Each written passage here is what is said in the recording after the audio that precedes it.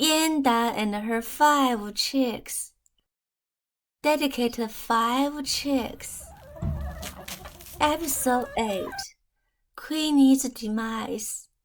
While Chubby, Amber, Big Crest never went broody, perhaps they got the idea that they wouldn't be moms by being broody.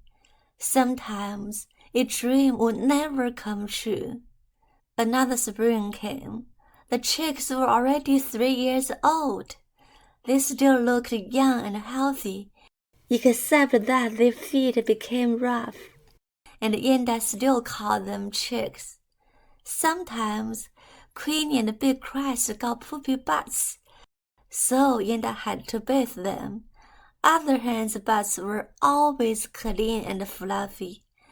There were some Spanish sages in the backyard.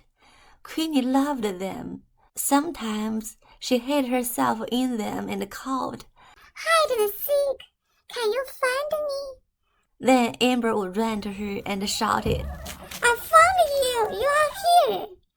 Somehow, one day, Queenie started to sit on her eggs in the nest box again.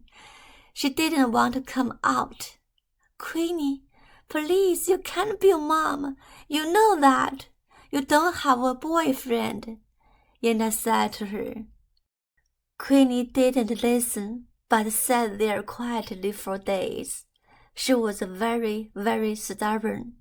She didn't eat nor drink. Yenda tried to hand-feed her carrot strips and said, "Queenie, please eat some.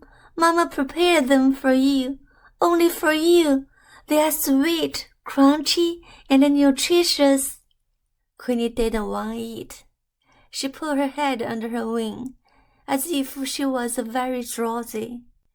She barely opened her eyes, and thought she would be okay in a few days like last time. But 20 days passed. Queenie was still in the nest box and became weaker and weaker.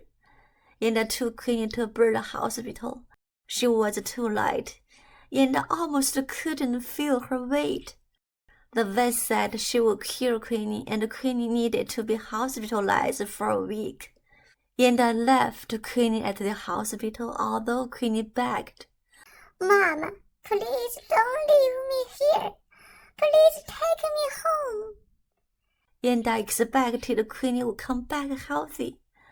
But the following day, the vet called Yenda and told her Queenie had died. Yenda took Queenie home and wept.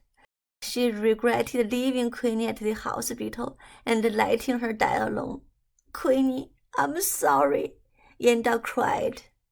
Yenda held Queenie in her arms for a long time, and then she dug a hole in the backyard. She picked a lot of Spanish sages and spread them in the hole evenly. Then she placed Queenie on the flowers. Then she covered Queenie with more Spanish sages and some carrots. They were sweet, crunchy, and nutritious. "So long, Queenie, my dear baby. I love you," Yenda sobbed.